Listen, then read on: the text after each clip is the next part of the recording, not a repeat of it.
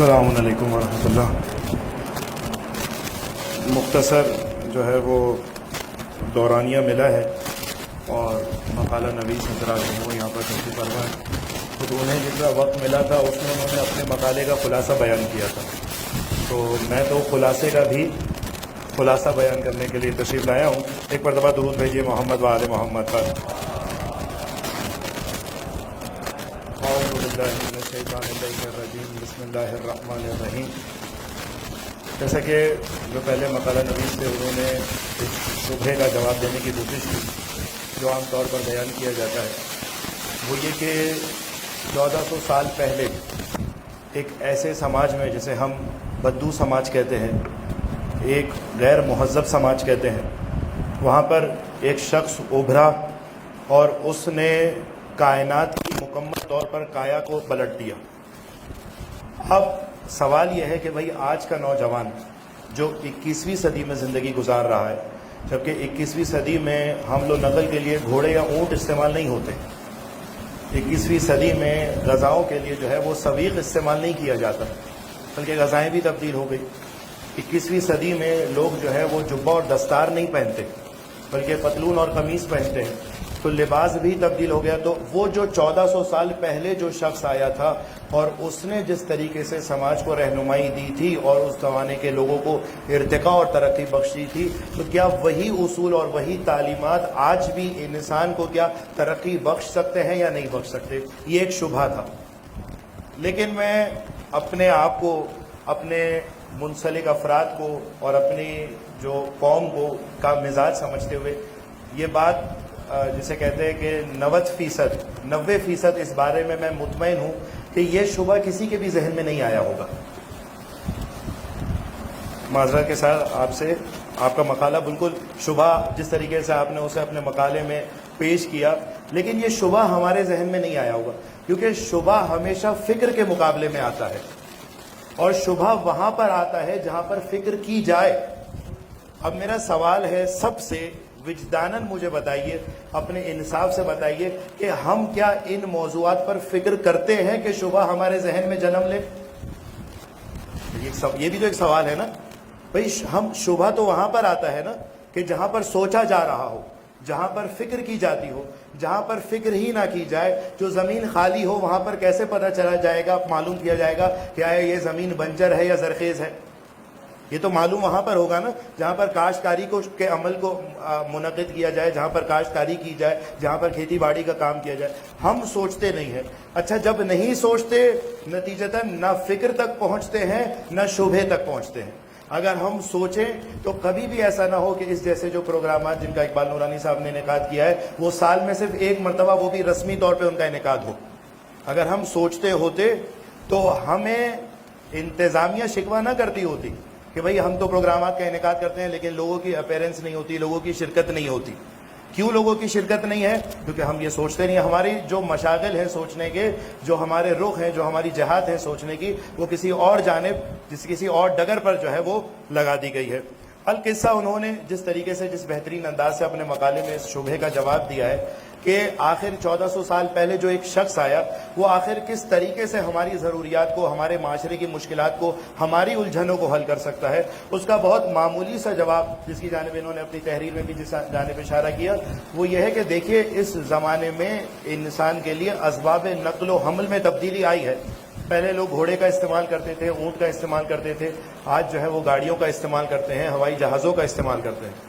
پہلے کے زمانے کے لوگ جو ہے وہ ڈاک استعمال کرتے تھے، آج جو ہے وہ واٹس ایپ استعمال کرتے ہیں، فیس بک استعمال کرتے ہیں۔ لیکن عجیب بات یہ ہے کہ پرانے زمانے کے لوگ لباس کے طور پہ جبہ و دستار پہنتے تھے، آج کے لوگوں کا لباس تبدیل ہو گیا، آج کے لوگ پینٹ شرٹ پہنتے ہیں۔ پرانے کے زمانے کے لوگ کچھ اور کھانا کھاتے تھے، آج کے زمانے کے لوگ کچھ اور کھانا کھاتے ہیں۔ لباس تو تبدیل ہو گیا لیکن لباس کی ضرورت تبدیل نہیں ہوئی ہے۔ توجہ کیجیے، آج کے زمانے کے کھانے کی ویرائٹیز میں تبدیلی آ گئی ہے لیکن کھانے کی ضرورت تبدیل نہیں ہوئی۔ بھئی کھانے کی ضرورت جو آدم کے زمانے میں تھی وہی ضرورت خاتم کے زمانے میں بھی رہی، اور وہی کھانے کی ضرورت تا قیامت آنے والے انسان کو بھی پیش رہے گی۔ بس یہ جو ضروریات، آپ دیکھیے انسان کی آسائشات میں تبدیلی آ گئی، انسان کے لباس کی نوعیت میں تبدیلی آ گئی, انسان کے کھانوں کی ویرائٹیز میں تبدیلی آ گئی, لیکن انسان کی ضروریات میں تبدیلی نہیں آئی ہے. یہ ضروریات میں تبدیل نہ آنا اس بات کی دلیل ہے کہ انسان کا باہر کا حصہ تبدیل ہو رہا ہے, لیکن انسان کی سرشت اور فطرت میں تبدیلی نہیں آ رہی ہے. توجہ کیجیے گا, انسان کی بنیاد میں, انسان کی طبیعت میں, سماج کی جانب اس کی جو ضروریات ہیں اس میں تبدیلی نہیں آ رہی. اور جب اس میں تبدیلی نہیں آ رہی تو وہ اسلام جو 1400 سال پہلے آیا تھا وہ آج 1400 سال بعد کیا, اگر 14,000 سال بھی گزر جائیں تو بھی وہ انسان کی ضروریات پوری کر سکتا ہے. وہ اسلام جو 1400 سال پہلے آیا تھا, مکے میں آیا تھا, ان ایجوکیٹڈ ماحول میں آیا تھا, غیر مہذب غیر ثقافتی زمانے میں آیا تھا, سماج میں آیا تھا, لیکن وہ اسلام آج بھی ضروریات کو پورا کر سکتا ہے, کیونکہ انسان کے وسائل نقل و حمل تبدیل ہوئے, انسان کے وسائل ارتباطات تبدیل ہوئے, انسان کے لباس تبدیل ہوئے, کھانے تبدیل ہوئے, لیکن انسان کی ضروریات تبدیل نہیں ہوئی. تو اور اسلام انسان کی ان بنیادی ضروریات کو ایڈریس کرنا چاہ رہا ہے, جس جانب انہوں نے بہترین انداز سے اس جانب اشارہ کیا کہ رسول اللہ جو 1400 سال پہلے اسوہ حسنہ بن کر آئے تھے, نمونہ عمل بن کر آئے تھے, وہ آج کے انسان کی بھی ضرورت پوری کر سکتے ہیں. لیکن کتنی عجیب بات ہے, یہ بھی ایک حقیقت ہے, میں چونکہ میں نے امامہ نہیں پہنا اور نہ میں ممبر پر بیٹھا ہوں, روسٹم پہ کھڑا ہوں, اس لیے میرے پاس گفتگو کرنے کی مجال جو ہے وہ تھوڑی سی گنجائش میرے پاس زیادہ ہے, اس لیے بات کو میں بے تکلف طور پہ کہہ سکتا ہوں. وہ یہ کہ آپ میں سے کتنے اپنے جب گھروں میں جائیں تو جا کر دیکھیں کہ کیا آپ کے بچے, آپ کی جو نوجوان نسل ہے, کیا وہ حقیقتاً رسول اللہ کے اسوہ حسنہ سے متاثر ہے یا نہیں ہے. مطلب میں تو اپنے دوستوں کے بارے میں یہ دعوے سے کہہ سکتا ہوں کہ وہ متاثر نہیں. ہاں صحیح بات ہے, ظاہری بات ہے کہ ہم ایک مذہبی سماج میں پیدا ہوئے ہیں, ہم ایک مذہبی گھرانے میں پیدا ہوئے ہیں, ہم ایک مسلمان علاقے میں مسلمان گھر میں پیدا ہوئے ہیں, تو لامحالہ طور پہ رسول اللہ کا ایک احترام تو قلبی طور پر ہو ہی جاتا ہے, لیکن ہمارے عمل سے رسول اللہ سے متاثر ہونا نہیں دکھائی دے رہا ہوتا. اگر کسی کا دکھائی دے رہا ہے تو مجھے بتا دے, میں اپنے دعوے کو واپس لے لوں گا. صحیح بات ہے, 12 ربیع الاول 17 ربیع الاول ایک میلاد کا مہینہ بنا لیتے ہیں, ایک جشن صادقین کر لیتے ہیں, ایک جو ہے 2-3 مقالے پیش کر لیے جاتے ہیں, 2-3 منقبت نعتیں پیش کر دی جاتی ہے, لیکن ہم عملی طور پر متاثر نہیں ہیں.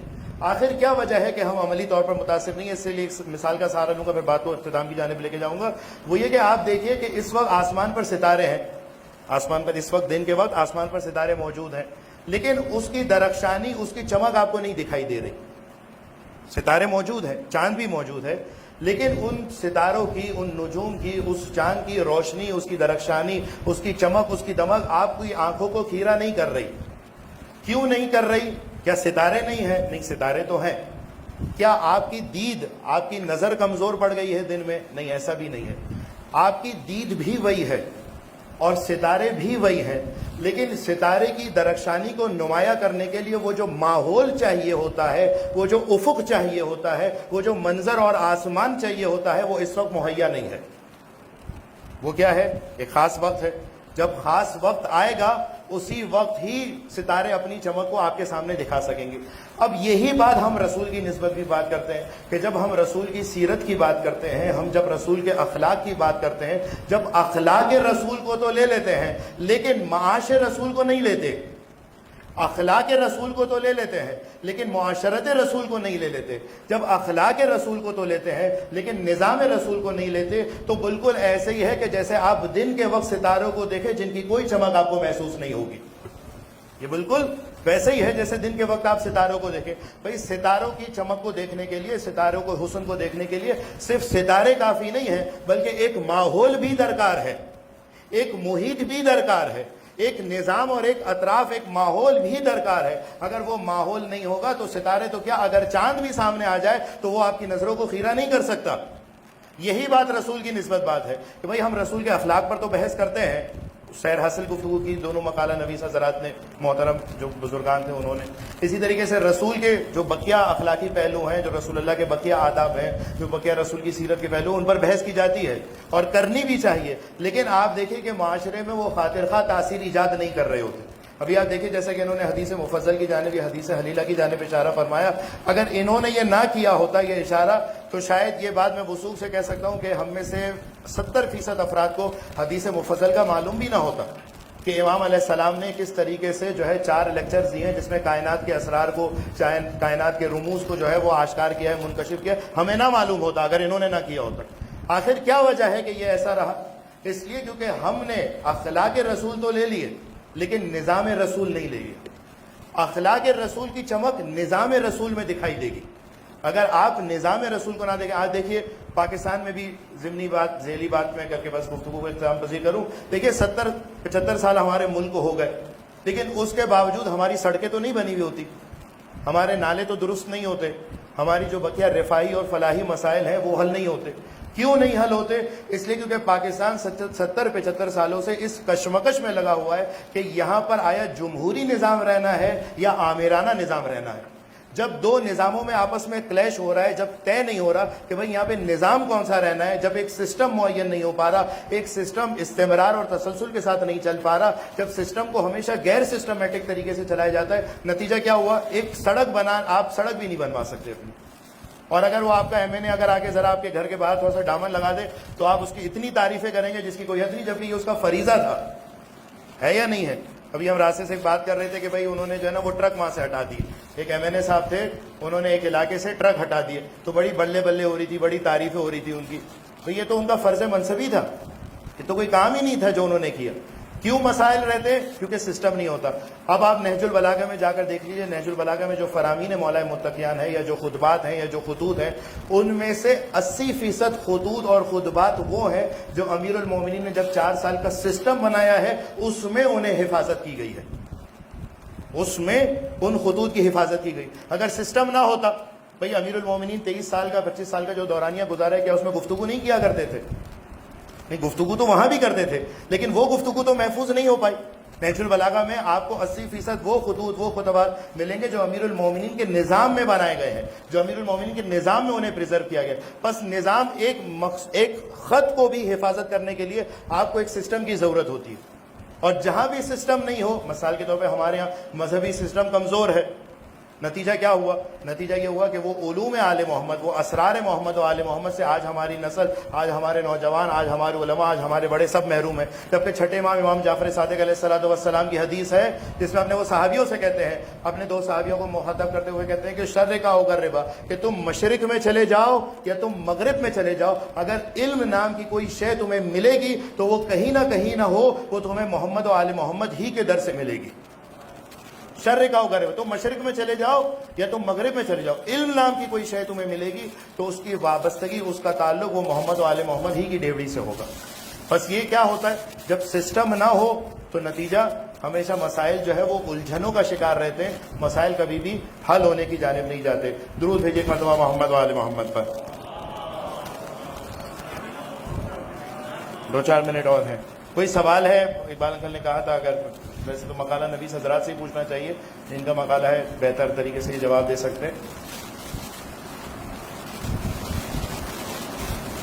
دیکھیں سوال نہ ہونا دلیل ہے میری بات کی. ایک اور درود بھیجے محمد و آل محمد. جی آپ سوچتے زیادہ ہیں، آپ کرتے بھی کام زیادہ ہیں ماشاءاللہ سے.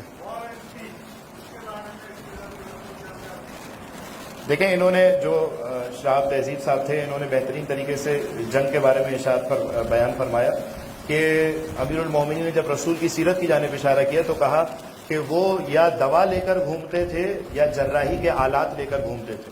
طبیب دوار سے جنہیں رسول امیر المومنین نے تعبیر کیا، یعنی سیار طبیب تھے. ایسا نہیں تھا کہ اپنی کلینک میں، اپنے اس میں، اپنے ادارے میں، اپنے محکمے میں بیٹھے ہوئے ہیں، اپنے کمرے میں اے سی والے میں بیٹھے ہوئے ہیں، مریض آئے تو آئے، نہ آئے تو نہ آئے، میری جو ہے وہ دہاڑی پکی ہے. ایسا نہیں تھا رسول کی نسبت، بلکہ وہ خود قرآن نے کہا ہے نا، قرآن نے ان کے بارے میں لفظ حریص استعمال کیا. ہم اردو میں لفظ حریص کو جو ہے وہ منفی معنی میں استعمال کرتے ہیں، لالچ کے معنی میں استعمال کرتے ہیں، لیکن رسول اللہ کی ہدایت دینے کی تما اتنی زیادہ تھی کہ قرآن مجید نے کہا ہے کہ اے رسول تم تو لوگوں کو ہدایت دینے کے لیے حریص دکھائی دے رہے ہو. حریص کتنا منفی لفظ ہے، یعنی کتنی تما تھی رسول کے اندر، کتنی خواہش تھی رسول اللہ کے اندر، کتنی آرزو تھی رسول اللہ کے اندر کہ تمام امت انسانیت، تمام عالم انسانیت جو ہے وہ ہدایت پا جائے. اب اس رسول نے جو عالم انسانیت کے لیے آیا تھا، اسے مجبوراً چاہتے نہ چاہتے ہوئے بہرحال کچھ نہ کچھ جنگیں لڑنی پڑی. 80 کے قریب وہ تمام 10 سال کا دورانیہ جو رسول اللہ نے مدینہ منورہ میں گزارا ہے، اس میں جتنی بھی جنگیں ہوئی ہیں، خواہ جس میں رسول نے شرکت کی ہو یا جس میں رسول نے شرکت نہ کی ہو یا رسول کی اجازت سے ہوئی ہو، غزوات جسے کہا جاتا ہے یا سیریے جنہیں کہا جاتا ہے، ان کی تعداد 80 بیان کی گئی ہے۔ اب یہ 80 جو جنگیں رسول نے لڑی ہیں، یہ آپ جا کر دیکھ لیجئے، کبھی بھی پہلے آپشن کے طور پر جنگ کو نہیں رکھا، جنگ کو پہلے آپشن کے طور پر نہ رکھا۔ اور یہ پہلے آپشن کے طور پر نہ رکھنا اس بات کی دلیل ہے کہ میرا رسول اپنی نظر میں جنگ کو توسیع پسندانہ عزائم کے طور پر نہیں دیکھتا تھا، جنگ کو کشور کشائی کے لیے نہیں لڑتا تھا، جنگ کو سامنے والے اپنے دشمن کو، اپنے حریف کو سرکوب کرنے کے لیے نہیں لڑتا تھا، جنگ کو کفار مکہ سے، قریش مکہ سے اپنے دیرینہ انتقام لینے کے لیے نہیں لڑتا تھا، بلکہ جنگ کو بھی امن کے مقدمے کے طور پر لڑتا تھا۔ جنگ کو بھی وہاں پر لڑا جاتا تھا جہاں پر جنگ جو ہے وہ قیام امن کے لیے ناگزیر ہو جائے۔ اسی لیے آپ دیکھیے کہ جب فتح مکہ ہو گئی، بھئی فتح مکہ کے موقع پر تو جو رسول اللہ کے دیرینہ دشمن تھے، جو بڑے دشمن تھے، جو سرکردہ افراد تھے، وہ رسول کے سامنے تھے اور اصحاب رسول کے تابع تھے، تو رسول کو چاہیے تھا ان کا قلع کما کر دے، ان کا خاتمہ کر دے۔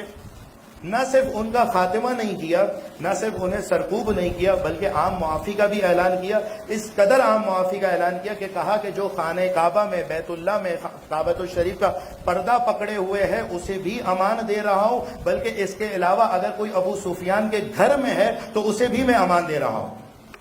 یہ سیرت کا حصہ ہے۔ ابو سفیان کے گھر میں بھی اگر کوئی ہے، وہ گھر جو حرب کا، جو دشمنی کا، جو عداوت کا گھر اور منصوبہ بندی اور سازشوں کا گھر بنا ہوا تھا، اگر اس گھر میں بھی کوئی بیٹھا ہوا ہے تو میں اسے بھی امان دے رہا ہوں۔ اور اس حد تک امان دے رہا ہوں کہ غزوہ حنین میں جب ایک ہی سال بعد، جب فتح مکہ کے بعد جب غزوہ حنین ہوئی اور رسول اللہ کے پاس مال غنیمت آیا، تو رسول اللہ نے مال غنیمت جو ہے وہ قریش میں زیادہ تقسیم کیا۔ واقعہ آپ سب کے ذہن میں محفوظ ہے، رسول اللہ نے قریش کو زیادہ مال دیا۔ اس کے بعد انصار نے کہا کہ یا رسول اللہ، جنگیں تو ہم نے لڑی، سختیاں صعوبتیں تو ہم نے سہی، مشکلات مشقتیں پیٹ پہ پتھر تو ہم نے باندھے، لیکن جب مال کی، جب غنائم کی بات ہوئی تو آپ نے اپنے رشتہ داروں کو دے دیا۔ تو رسول اللہ نے وہاں پر رشتہ داری کے لیے مال زیادہ نہیں دیا تھا، رشتہ داری کے لیے، رشتہ داری نبھانے کے لیے، اپنے اعزاء کے لیے، اپنی اقربا پروری کے لیے مال زیادہ نہیں دیا تھا، بلکہ انصار سے کیا کہا، یہ تمہارے لیے راضی ہونے کے لیے یہ بات کافی نہیں ہے کہ ان کے ساتھ مال رسول جا رہا ہے اور تمہارے ساتھ خود رسول جا رہا ہے۔